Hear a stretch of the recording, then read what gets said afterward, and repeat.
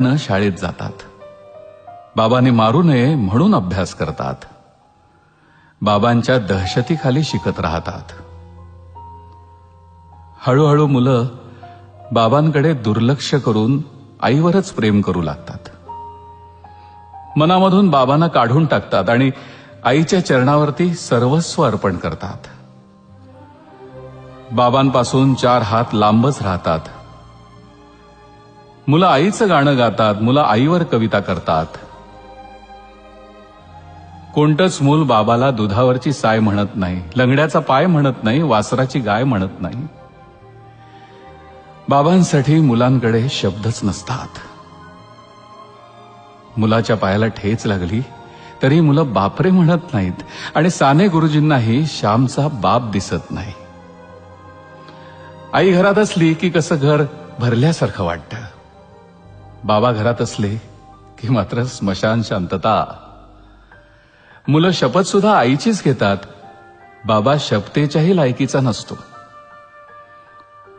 बाबा असतो केवळ मुलांच्या नावाच्या आणि आडनावाच्या मध्ये, नावापुरता.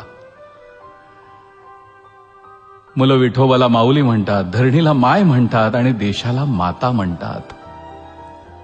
बाबा मात्र धरणीतून, देशातून आणि मुलांच्या मनातून केव्हाच झालेला असतो, हद्दपार.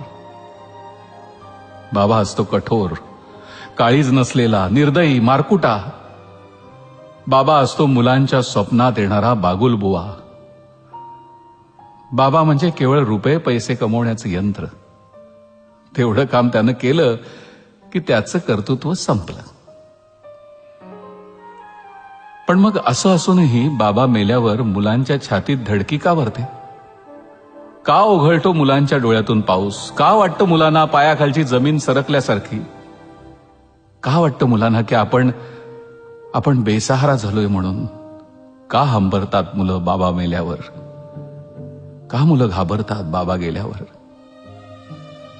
कथा, कादंबऱ्या आणि कवितेत कधीही नसलेला हा पत्थरदिल बाबा प्रत्यक्षात जेव्हा नसलेला होतो तेव्हा का वाटतं मुलांना की डोळे मिटून जी प्रेम करते तिला प्रेयसी म्हणतात, डोळे उघडे ठेवून जी प्रेम करते तिला मैत्री म्हणतात, डोळे वटारून जी प्रेम करते तिला पत्नी म्हणतात आणि स्वतःचे डोळे मिटेपर्यंत जी प्रेम करते तिला आई म्हणतात. पण डोळ्यात प्रेम न दाखवता जो प्रेम करतो त्याला बाबा म्हणतात. शेअर करा ना एका बाबासाठी.